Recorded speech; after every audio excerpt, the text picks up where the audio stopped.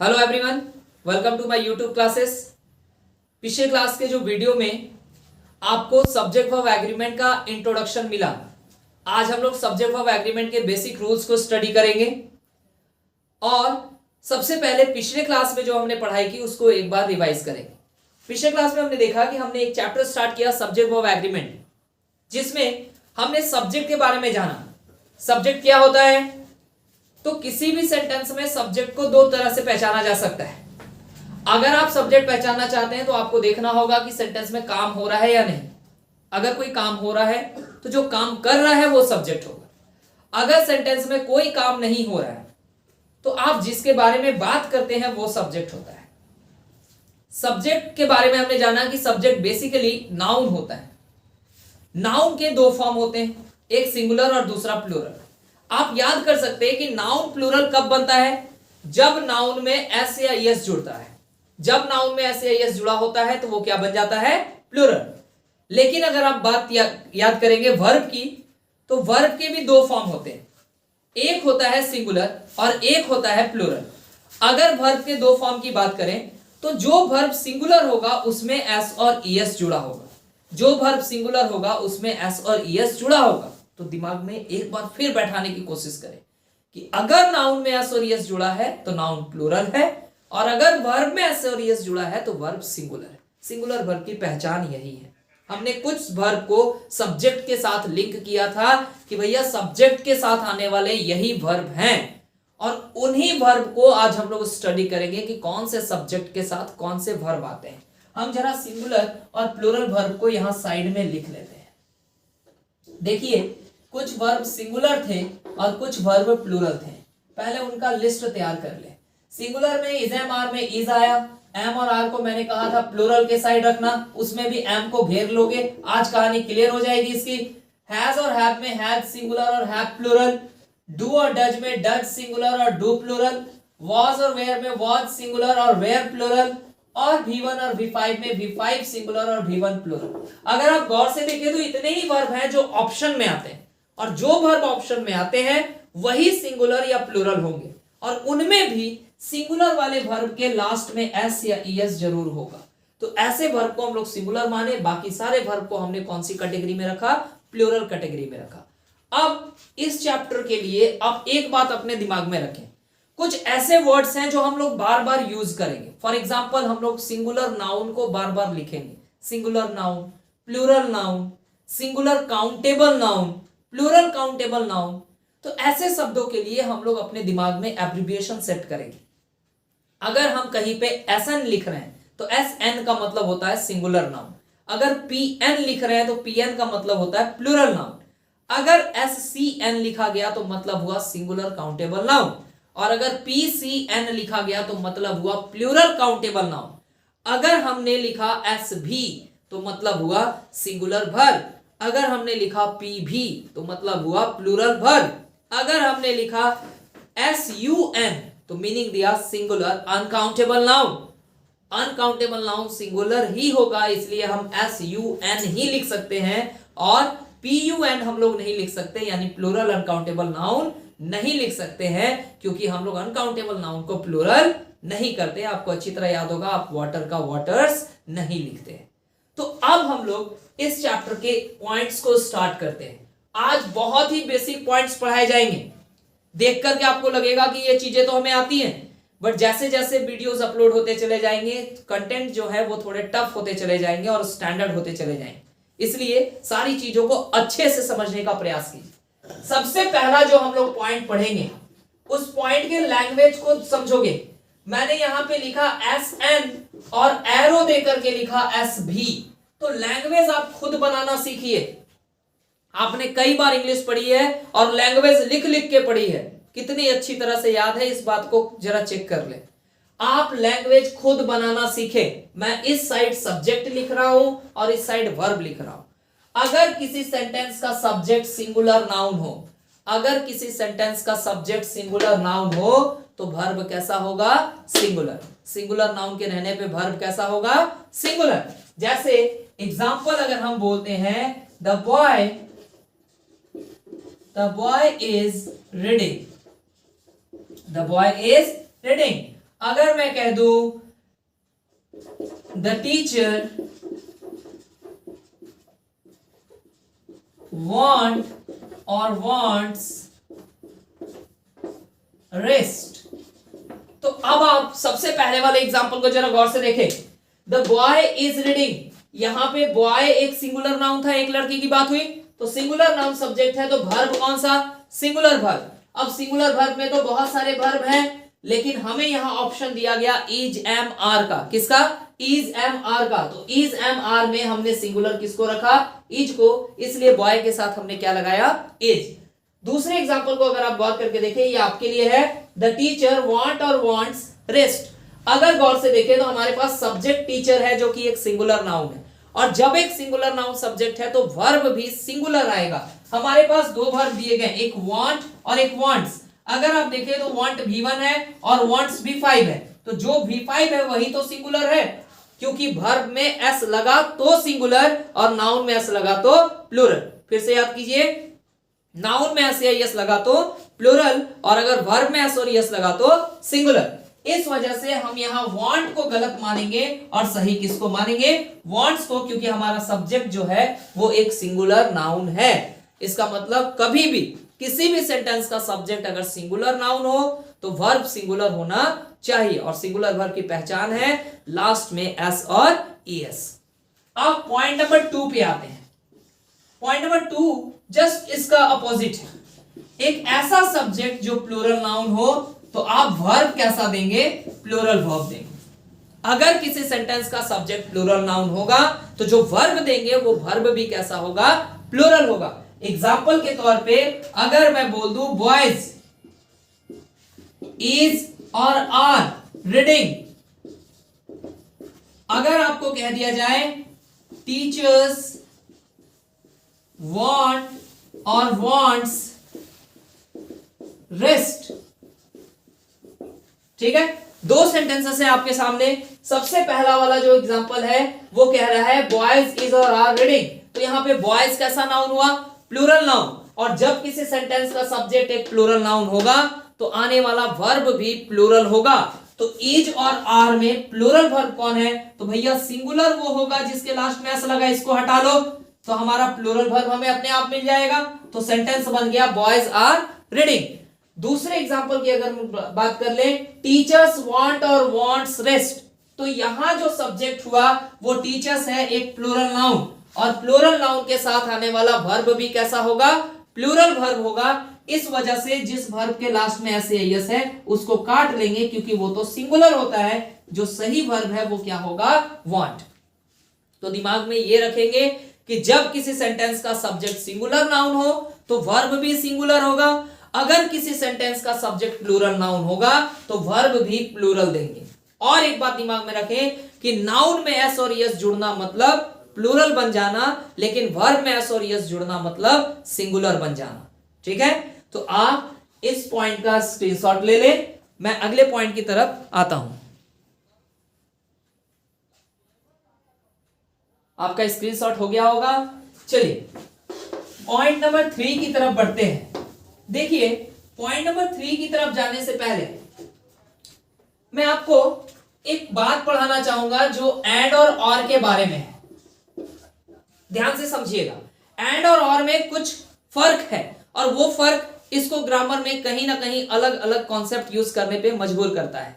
देखिए एंड की अगर हम बात करें तो एंड का काम है यहां वाली चीज को और यहां वाली चीज को मिला करके चलना।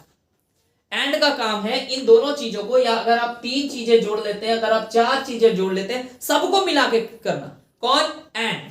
लेकिन और का काम है यहां वाली चीजों को और यहां वाली चीजों को अलग करके दिखाना, डिवाइड करके दिखाना, यानी इधर वाली चीजें अलग और उधर वाली चीजें अलग। तो एंड का काम है सबको जोड़ करके लेके चलना, और का काम है सबको डिवाइड करके लेके चलना। एंड का काम है सबको यूनिट बना लेना, और का काम है चीजों को ऑप्शन में बना देना। जैसे मैं आपको बोलूं take, do you want to take tea and coffee, तो पता है मैंने आपसे क्या सवाल पूछा? Do you want to take tea and coffee, यानी मैं आपको कह रहा हूं कि आप चाय और कॉफी लेंगे क्या? तो आप चाय और कॉफी तो नहीं लेंगे, यानी यहाँ पे जो ऑप्शन आना चाहिए था ऑप्शन में होना चाहिए था, और उस ऑप्शन के लिए हम लोग किसका यूज करेंगे, और का। तो हमारा सेंटेंस होना चाहिए था डू यू वांट टी और कॉफी। तो एंड का काम है सबको मिला देना, जबकि और का काम है अलग करके ऑप्शन बना देना। और ऑप्शन बनेगा तो हम लोग चीजों को चुनते हैं ऑप्शन में, और जहां ऑप्शन नहीं होता है वहां चुनने की गुंजाइश नहीं होती है। तो चलिए नेक्स्ट वाले पॉइंट की तरफ आते हैं। अब जो आगे का पॉइंट है वो पॉइंट कहता है कि भाई अगर आप किसी सेंटेंस में नाउन को यूज किए और उन नाउन को किससे जोड़ दिए, एंड से, तो जरा सोचो एंड जो है वो प्लस करता है, क्या करता है, प्लस। अगर आप 1 + 1 करते हैं तो रिजल्ट प्लूरल में आएगा। अगर आप 2 + 2 मतलब दो प्लूरल चीजों को प्लस करते हैं तो भी रिजल्ट प्लूरल होगा, और अगर आप एक सिंगुलर और एक प्लूरल चीज को जोड़ते हैं तो भी रिजल्ट प्लूरल होगा। तो यहां से दिमाग में एक बात बैठा लो कि जब भी जोड़ते हैं तो रिजल्ट हमेशा प्लूरल होता है, रिजल्ट हमेशा प्लूरल होता है। तो अगर आप दो नाउन को एंड से जोड़ते हैं, दो नाउन को एंड से जोड़ते हैं तो आने वाला वर्ब हमेशा कैसा होगा, प्लूरल होगा। दो नाउन को एंड से जोड़ते हैं तो वर्ब कैसा होगा, प्लूरल होगा। जैसे हम एग्जांपल में लिखें Ram and Sohan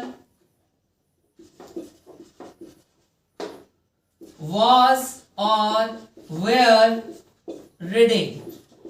Ram and Sohan was or were reading। एक एग्जांपल ये हुआ, एक दूसरा एग्जांपल ले लो, the teacher and students has और हैव कम। दोनों सेंटेंसेस को हम लोग सॉल्व करेंगे इसी पॉइंट के एंगल से। देखो मैंने यहां कहा कि दो नाउन को जब एंड से जोड़ा जाए, हो सकता है दोनों का दोनों नाउन सिंगुलर हो जैसे राम एंड सोहन, हो सकता है दोनों का दोनों नाउन प्लूरल हो जैसे बॉयज एंड गर्ल्स, या ये भी हो सकता है कि कोई एक नाउन सिंगुलर हो या एक नाउन प्लूरल हो। तो हमें फर्क नहीं पड़ता है, हमारे दिमाग में एक थ्योरी सेट है कि भैया दो नाउन को या तीन नाउन को या चार नाउन को आप एंड से जोड़ते हैं तो एंड वाले केस में वर्ब कैसा आएगा, प्लूरल। तो हम लोग यहां देख रहे हैं कि हमने दो नाउन को किससे जोड़ा, एंड से, तो जो वर्ब आएगा वो प्लूरल आएगा।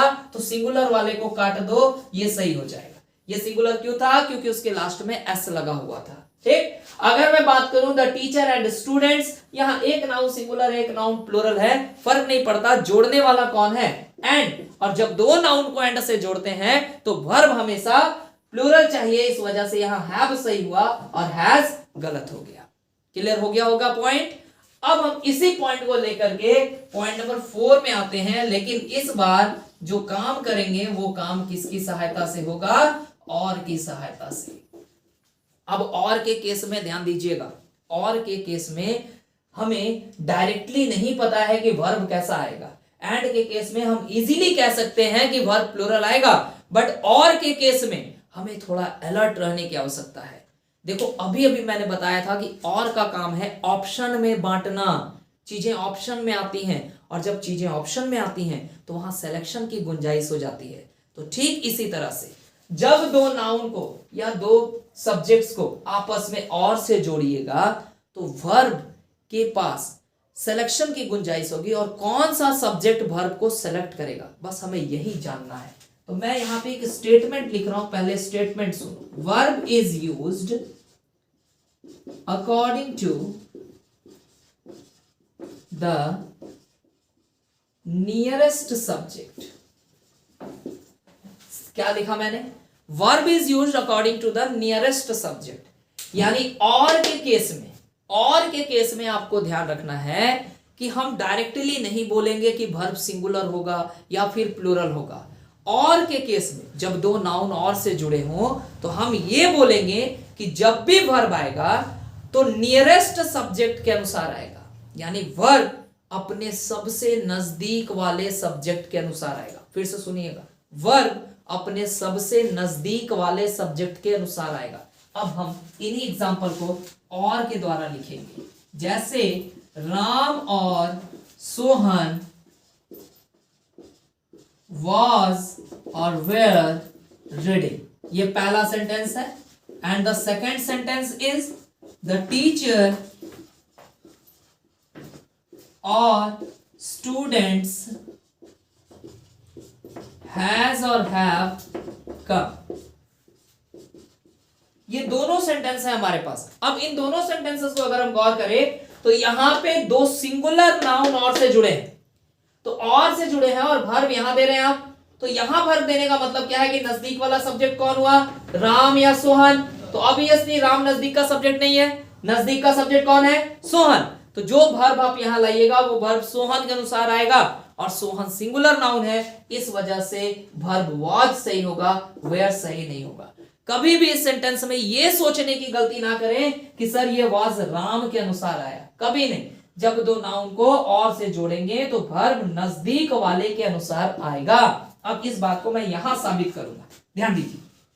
द टीचर और स्टूडेंट्स हैज और हैव कम, वर्ब यहां देना है और थ्योरी किसकी है, और की। और के केस में कहानी है कि वर्ब हमेशा नजदीक वाले सब्जेक्ट के अनुसार आएगा।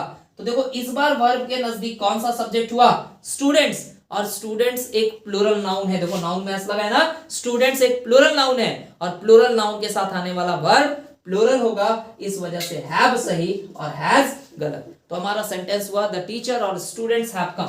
अब देखिए, तो अगर हम ऐसा सोचते कि वॉज राम के अनुसार आया है तो फिर यहां हैव टीचर के अनुसार तो नहीं आया है, क्योंकि टीचर तो सिंगुलर नाउन है।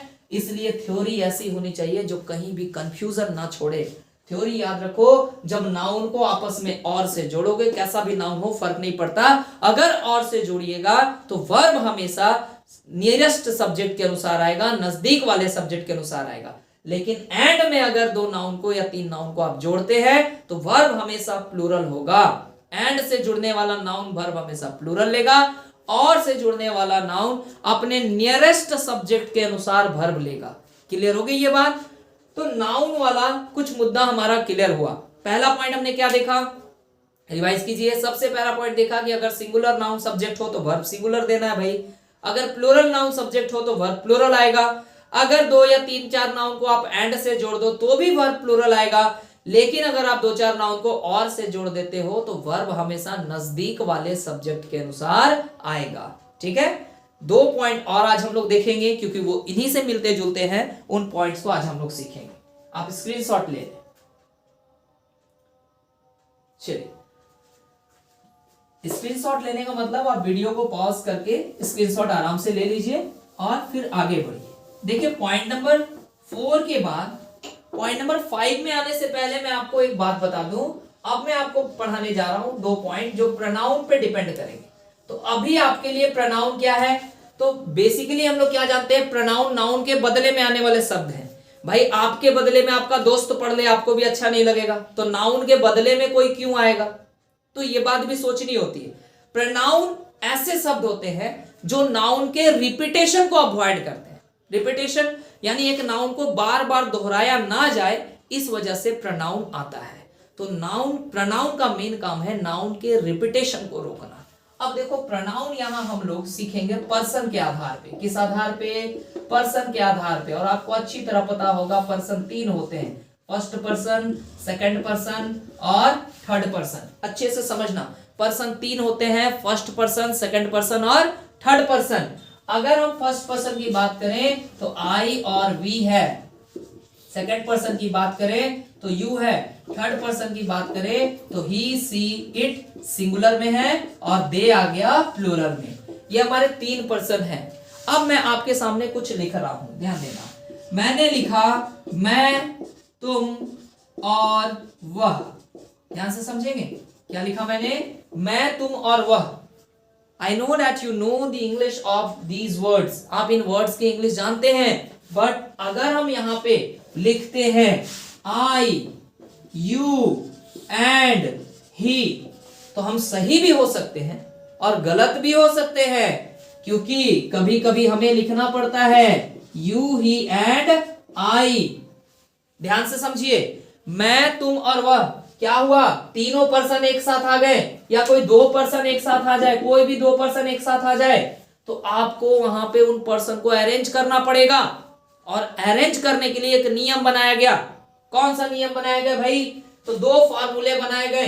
एक बनाया गया 2, 3, 1, और एक बनाया गया 1 2 3।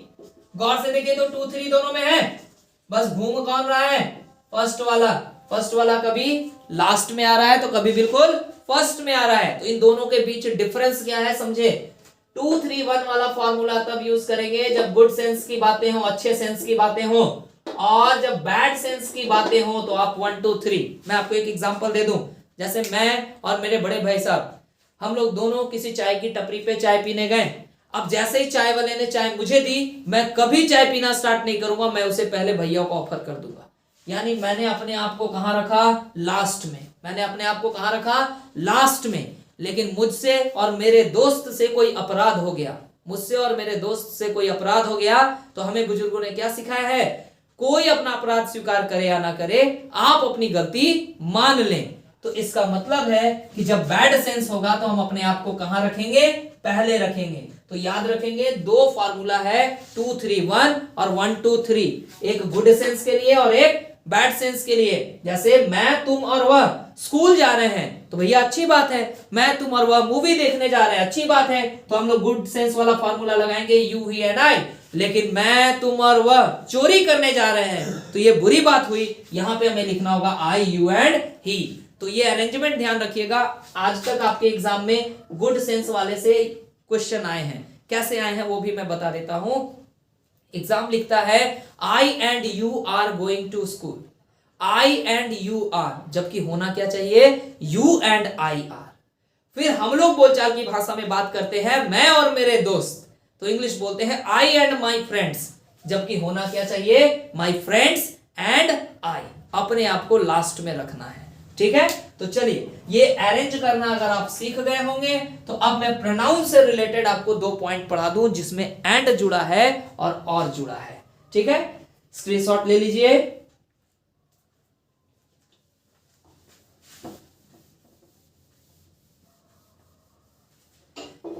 देखिए प्रोनाउन में आया, एक आई को अलग कर लीजिए, वी, यू, दे, ही, सी और इट, इन प्रोनाउन पे ध्यान दीजिएगा। देखिए जितने भी सिंगुलर वर्ब है, मैंने कहा था ना कि नाउन में ये थ्योरी है कि अगर नाउन सिंगुलर हुआ तो वर्ब सिंगुलर और नाउन प्लूरल हुआ तो वर्ब प्लूरल। लेकिन प्रोनाउन में ये थ्योरी नहीं है कि अगर प्रोनाउन सिंगुलर हुआ तो वर्ब सिंगुलर, प्रोनाउन प्लूरल हुआ तो वर्ब प्लूरल, ऐसा नहीं है। क्यों? क्योंकि अगर आप गौर से देखें तो आई सिंगुलर है ना, लेकिन आई के साथ आप हैव लगाते हैं जो प्लूरल है, आई के साथ आप डू लगाते हैं जो प्लूरल है, आई के साथ आप ह्यूमन लगाते हैं जो प्लूरल है, तो हमारी थ्योरी बिल्कुल यूजलेस हो जाएगी। नाउन की थ्योरी है कि नाउन सिंगुलर तो वर्ब सिंगुलर, नाउन सिंगुलर तो वर्ब सिंगुलर, नाउन प्लूरल तो वर्ब प्लूरल।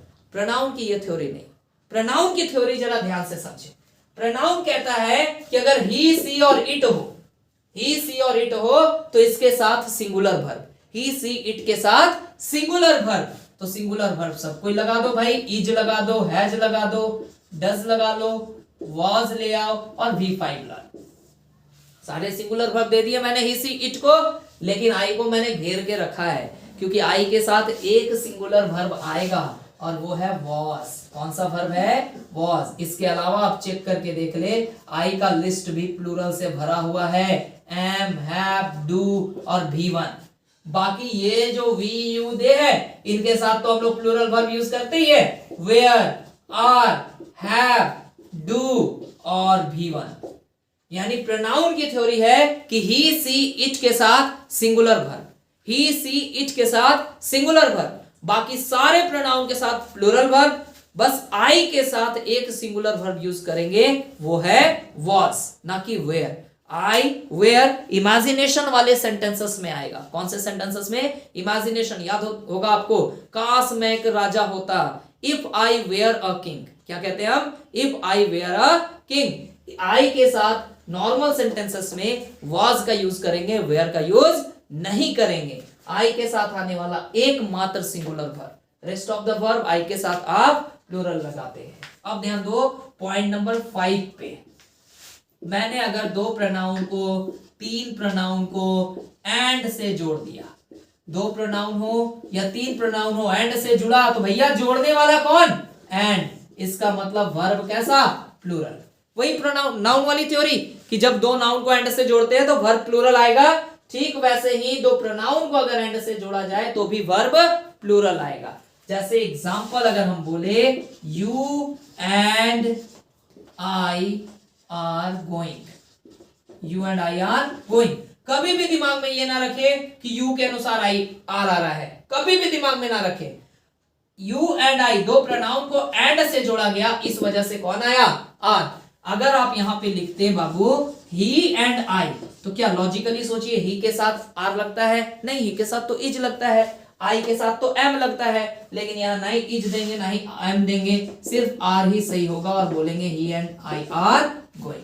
आप तीनों को भी मिला दें, यू ही एंड आई, तो भी वर्ब प्लूरल ही होगा। और हाँ, प्लूरल में एम भी है, तो आप सोचेंगे सर एम लगा दीजिए, एम भी प्लूरल है। एम का जो लिमिटेशन है वो सिर्फ और सिर्फ किसके लिए है, आई के लिए, इतना तो हमें पता ही है, आई के लिए सिर्फ एम काम करेगा और आई के अलावा किसी और सब्जेक्ट के साथ काम नहीं करेगा। अब देखिए पॉइंट नंबर 5 के बाद पॉइंट नंबर 6, पॉइंट नंबर 5 के बाद पॉइंट नंबर 6 और आज का हमारा लास्ट पॉइंट, जरा ध्यान से देखें। जब दो प्रोनाउन को या दो से अधिक प्रोनाउन को आप और से जोड़ते हैं, जब दो या दो से अधिक प्रोनाउन को आप और से जोड़ते हैं, तो याद करें एंड में, सॉरी, नाउन में और वाली थ्योरी क्या थी, तो नाउन की और वाली थ्योरी कहती है कि जब दो नाउन को या तीन नाउन को या चार नाउन को और से जोड़ा जाए तो वर्ब हमेशा नजदीक वाले सब्जेक्ट के अनुसार आएगा। तो यहां भी तो वही होगा, वर्ब हमेशा नजदीक वाले सब्जेक्ट के अनुसार आएगा। Use the verb according to the nearest, nearest मतलब सबसे नजदीक सब्जेक्ट, यानी सबसे नजदीक वाला सब्जेक्ट। एग्जाम्पल अगर मैं बोलूं यू और I is M R going, बाबू जरा भरना, तो यू और I is M R going, तो आप गौर से देखें दो प्रोनाउन को किससे जोड़ा गया, और से, और जब दो प्रोनाउन को और से जोड़ा गया तो वर्ब नजदीक वाले के अनुसार आएगा। तो नजदीक में आई है और आई के अनुसार हमें एम का यूज करना पड़ेगा इस बार, ना ही इज सही ना ही आर सही, और के केस के कारण, क्योंकि और में नजदीक वाला सब्जेक्ट अपने अकॉर्डिंग वर्ब लेगा। ठीक, अच्छा एक बात बताइए, किसी भी सेंटेंस को क्वेश्चन बनाने के लिए हम क्या करते हैं, ऑक्सिलरी वर्ब को उठा करके बाहर, जैसे मान लो मैं बोलता हूं आई एम प्लेइंग, एम को बाहर कर दिया मैंने तो बन गया एम आई प्लेइंग, तो ये क्वेश्चन बन गया। मैं बोलता हूं यू आर गोइंग, ये एक नॉर्मल सेंटेंस, लेकिन जैसे ही मैंने कहा आर यू गोइंग, तो ये भी क्या बन गया, एक क्वेश्चन। मैं बोलता हूं यू कैन डू इट, एक नॉर्मल सेंटेंस, लेकिन जैसे ही ऑक्सिलरी को आप सब्जेक्ट के पहले करते कैन यू डू इट, तो ये एक क्वेश्चन बन जाता है। यानी अगर हम ऑक्सिलरी वर्ब को उठा करके सब्जेक्ट से पहले कर दें, अगर हम ऑक्सिलरी वर्ब को उठा के सब्जेक्ट से पहले कर दें, sentence becomes a question, sentence एक क्वेश्चन बन जाता है। तो बाबू यू और आई एम गोइंग को भी मैं क्वेश्चन बनाना चाहता हूं, तो एम ऑक्सिलरी है, मैंने उठा करके बाहर निकाला और बोला एम यू और आई गोइंग, तो क्या ये सेंटेंस क्वेश्चन बना, बिल्कुल बना, क्योंकि मैंने ऑक्सिलरी वर्ब को उठा करके सब्जेक्ट से पहले कर दिया। लेकिन क्वेश्चन तो बन गया, ग्रामेटिकल कॉन्सेप्ट फॉलो हुआ क्या, ग्रामर ने कहा कि दो प्रोनाउन को जब आप और से जोड़ते हैं तो वर्ब नजदीक वाले सब्जेक्ट के अकॉर्डिंग दीजिए।